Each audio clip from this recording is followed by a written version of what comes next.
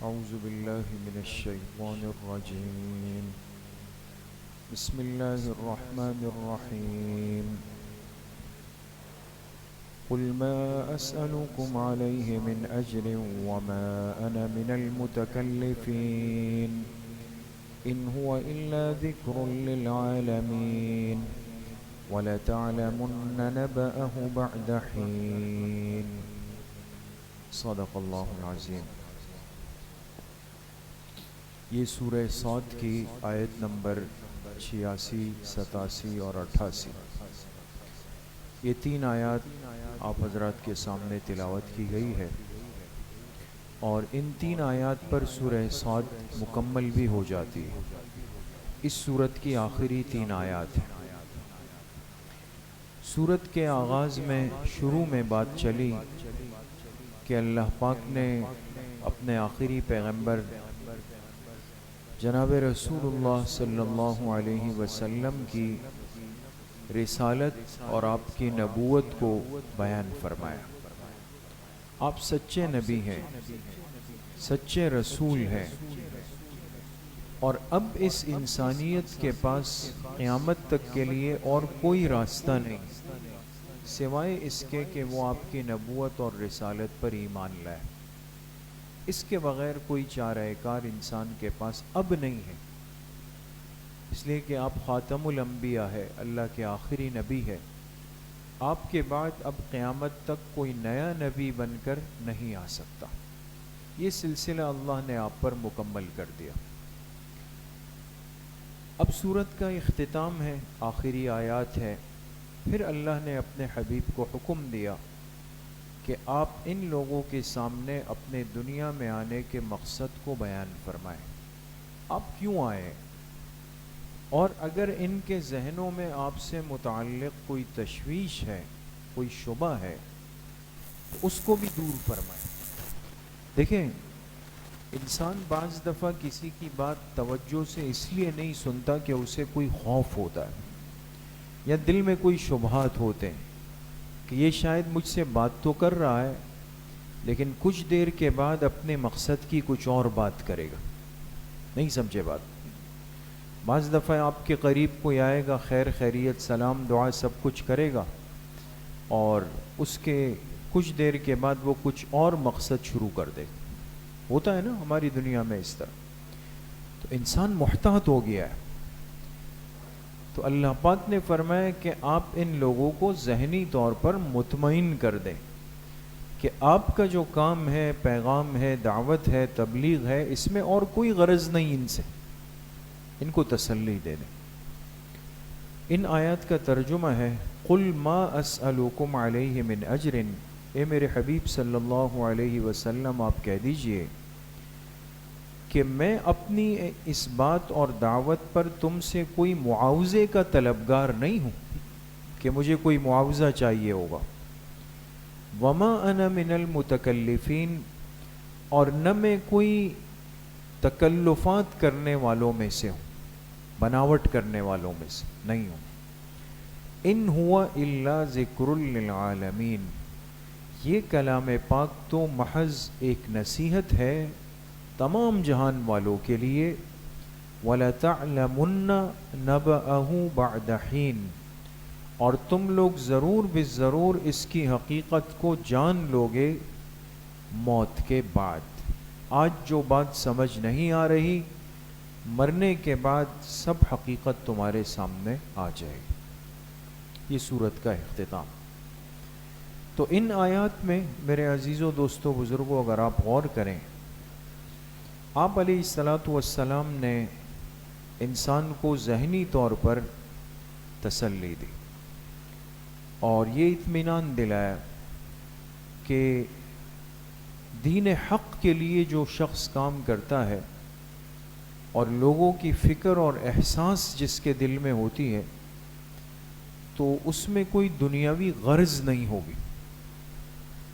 دنیاوی غرض نہیں. جیسے بالفرض خدا نہ خواستہ، اللہ ہم سب کی حفاظت فرمائے، اب درس چل رہا ہے، 15-20 منٹ بعد جب درس ہو جائے میں کہوں ہاں بھائی سارے ساتھی میرے ساتھ تعاون کرے. ایک مثال دے، برا لگے گا نا؟ بوجھ آئے گا نا. اور آپ کہیں گے بھئی یہ یہاں پہ شہزادہ مسجد میں آج عشاء کی آخری نماز تھی، بھئی یہاں تو درس سنیں اور پھر بعد میں چندہ دیں. غلط چیز ہے. پیغمبر جو مقصد لے کر دنیا کے اندر آتے ہیں اس پر معاوضے کے طلبگار وہ مخلوق سے کبھی نہیں ہوتے. اس لیے قرآن کریم میں واضح طور پہ کیا فرمایا، ان اجریہ الا علی اللہ.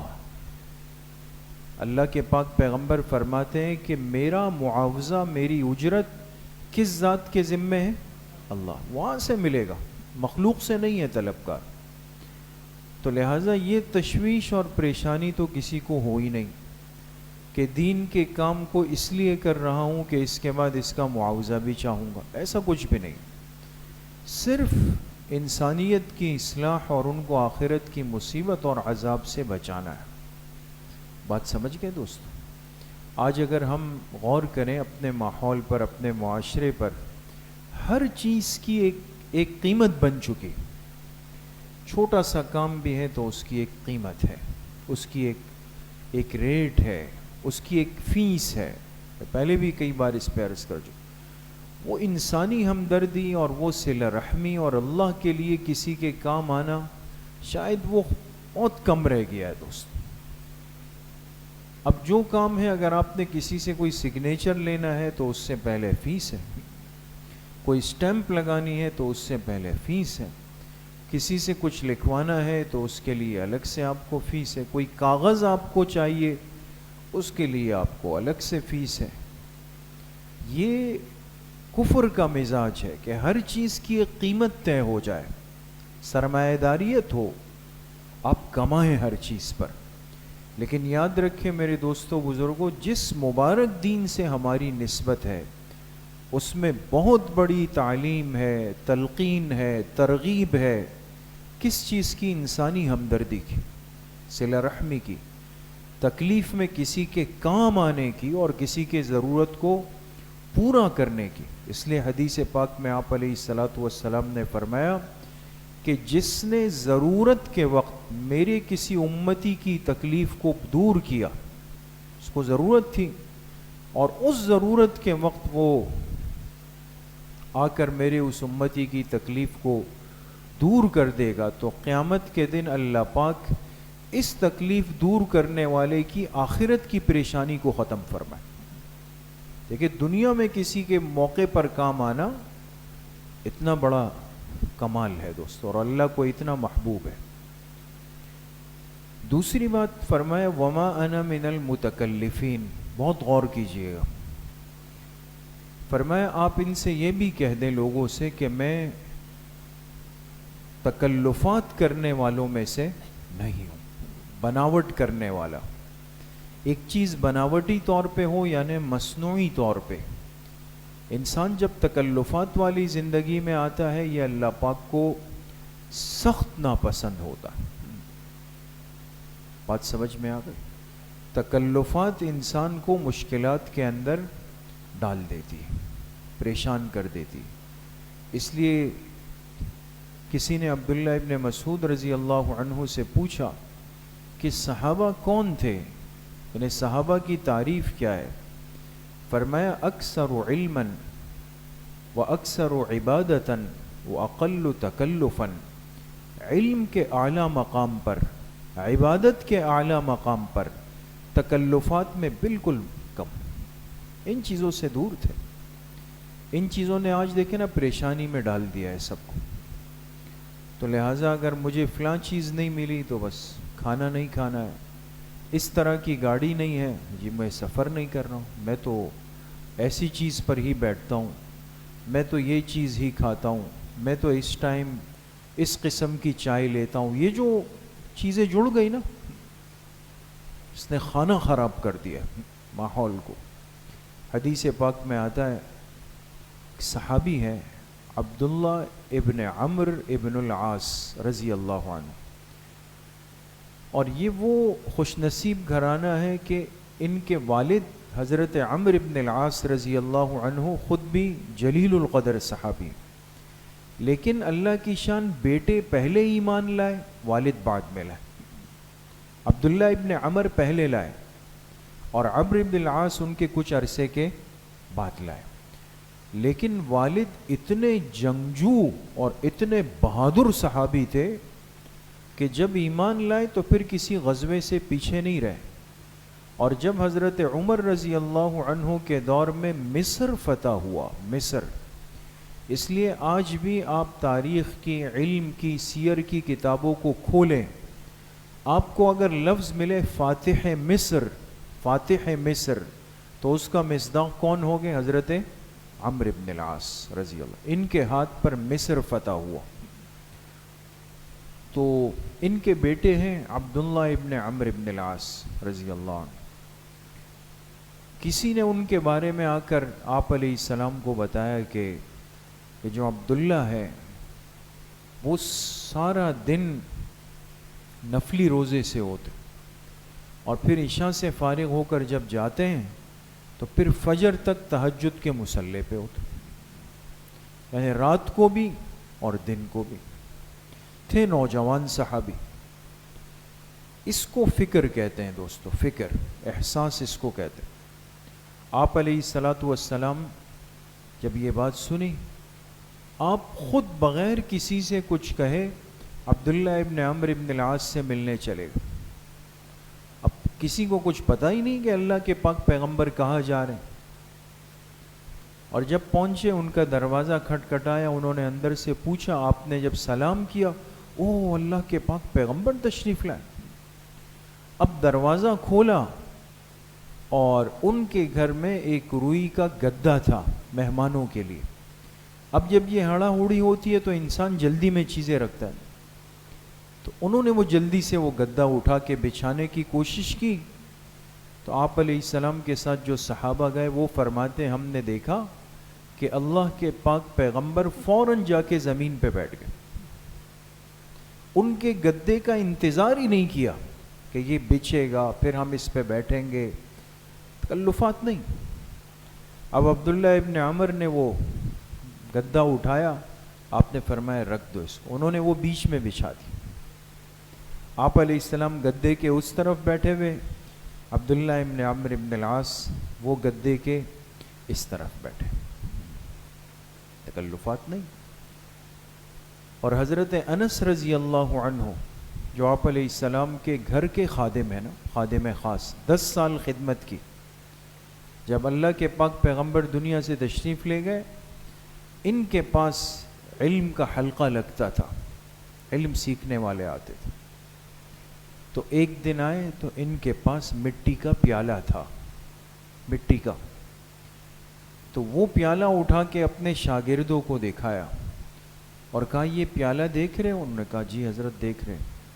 کہا اس پیالے میں میں نے اللہ کے پاک پیغمبر کو پانی بھی پلایا، دودھ بھی پلایا، شہد کو پانی میں ملا کے بھی پلایا، ہر مشروب جو آپ پسند فرماتے اس کے لیے آپ کے گھر میں ایک پیالہ تھا۔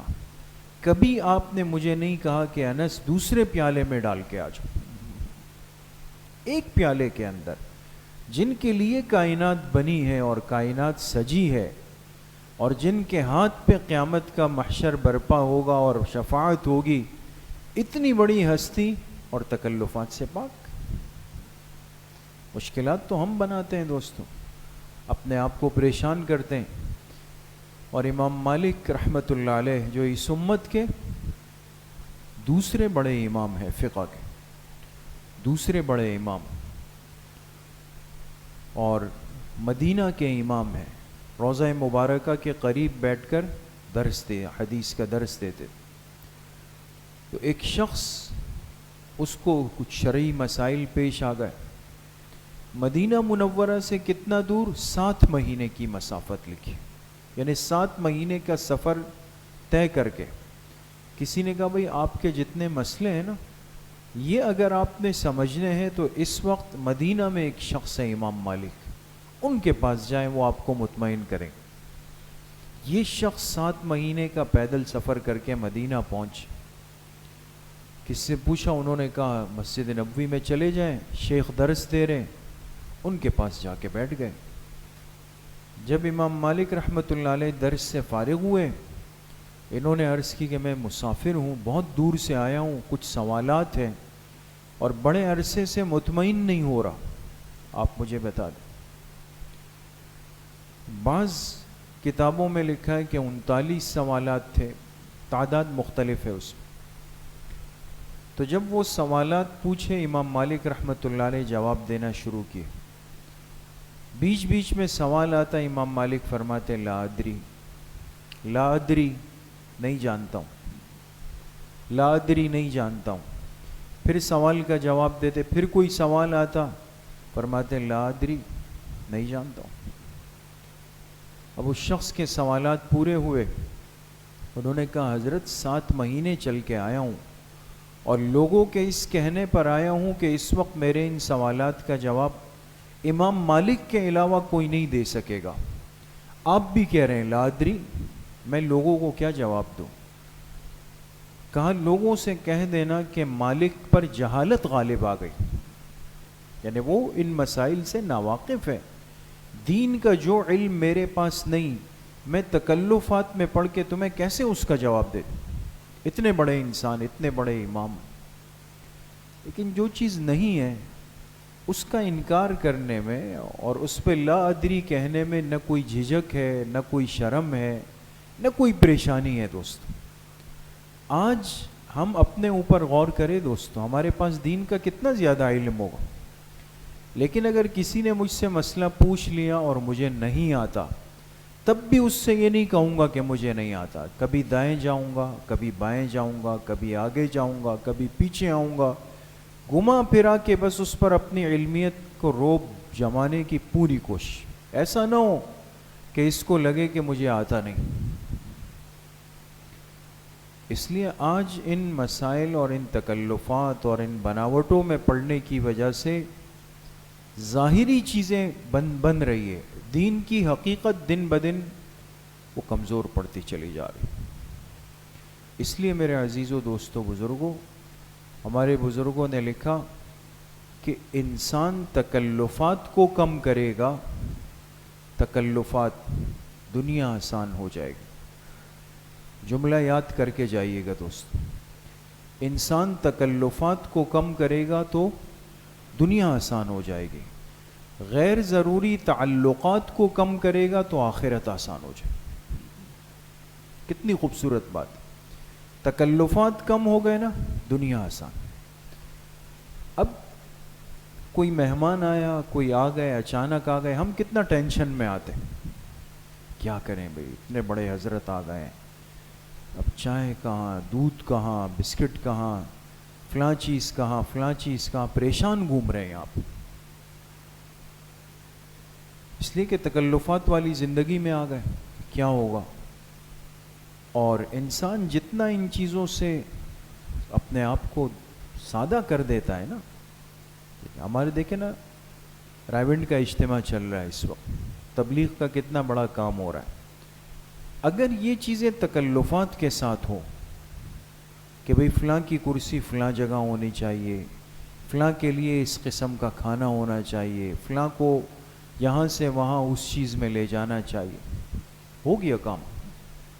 پھر نہیں ہو سکتا۔ جن چیزوں میں یہ تکلفات آج در آئی، وہ چیزیں صرف رسم و رواج تک محدود ہو چکی ہے دوست۔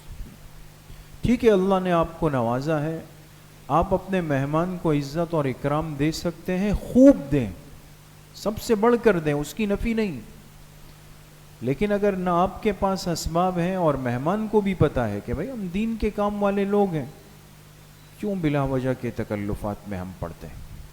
اور اسی طریقے سے یاد رکھیں، ایک معاشرتی طور پر خود اپنی اصلاح کے لیے ایک بات سمجھنی چاہیے۔ بعض دفعہ ہم کسی کے گھر چلے جاتے ہیں، رشتہ دار ہیں، دوست ہیں، عزیز ہیں، کوئی بھی ہے، اب وہاں گئے، وہ چائے لے آتے ہیں، کچھ لے آتے ہیں، ہم کیا کہتے ہیں؟ چینی ہے اس میں؟ چینی، میں چینی نہیں لیتا۔ بات تو صحیح کی آپ نے، لیکن کیا مطلب ہو گیا؟ مطلب کیا ہوا اس کا؟ پھیکی چائے میرے لیے تازہ بنا کے لا۔ اس لیے حضرت تھانوی رحمۃ اللہ علیہ نے جو آداب المعاشرت لکھی نا، کاش کہ ہر مسجد میں اس کا حلقہ اور درس ہو۔ فرمایا انسان جب کسی کے یہاں جائے تو اپنا تعارف وضاحت سے کرے اگر وہ آپ کو نہیں پہچانتا، اور اپنے جانے کا مقصد دوسرے نمبر پہ وضاحت سے بیان کرے۔ کتنی دیر رکے گا وضاحت سے بیان کرے، طعام کرے گا نہیں کرے گا بلا تکلف بیان کر دے۔ فرمائے تم بھی اور وہ بھی دونوں ذہنی طور پہ آزاد ہو جائیں گے۔ اب ہم جا کے وہاں خاموش، وہ بیچارے الگ کے پتہ نہیں کھانے کا ٹائم ہے، کروں نہیں کروں، کروں نہیں کروں۔ جب وہ انتظام کر کے لے آتے، بھئی ہم تو ابھی یہاں سے کھانا کھا کے آ گئے نا، یہ تو نہیں کھائیں گے ہم۔ چلو بھئی، اب وہ ایسے ہی چلا گیا۔ وہ بستر لگا رہا ہے، گھر کا کمرہ خالی کر رہا ہے، بیوی بچوں کو کہیں چھپا رہا ہے، بھگا رہا ہے۔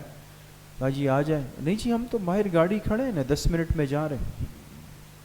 یہ پریشانی کیوں بنی؟ اس لیے کہ چیز کی وضاحت نہیں ہو رہی۔ آج ان باتوں کو ہم دین سمجھتے بھی نہیں ہیں کہ یہ بھی کوئی ضروری چیز ہے، بس یہ رسمی تکلفات میں پڑھ کر خود پریشان، میزبان بھی پریشان۔ ہر چیز واضح ہو۔ آپ نے کہیں پر کھانا کھانا ہے تو ان کو پہلے سے بول دیں، بھئی آئیں گے کھانا آپ کے پاس کھائیں گے، ہم میں سے 3 ساتھیوں کو شوگر ہے، وہ چینی نہیں لیتے ہیں۔ سب چیزیں واضح کلیئر کٹ کر دیں، جو آپ کے گھر سہولت سے تیار ہوگا وہ ہم انشاءاللہ آ کے کھا لیں گے، نہ اس پر بوجھ نہ آپ پر بوجھ۔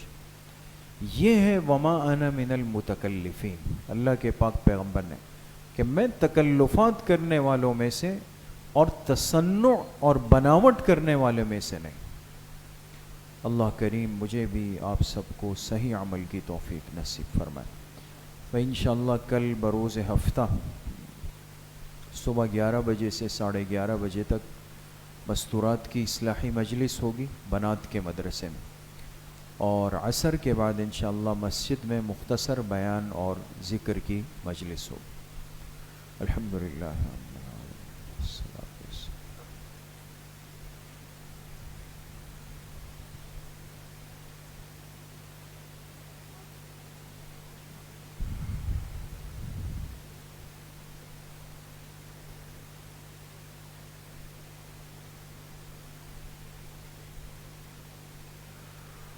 وصلی اللہ وسلم علی نبینا محمد وآلہ واصحابہ اجمعین برحمتک یا ارحم الراحمین۔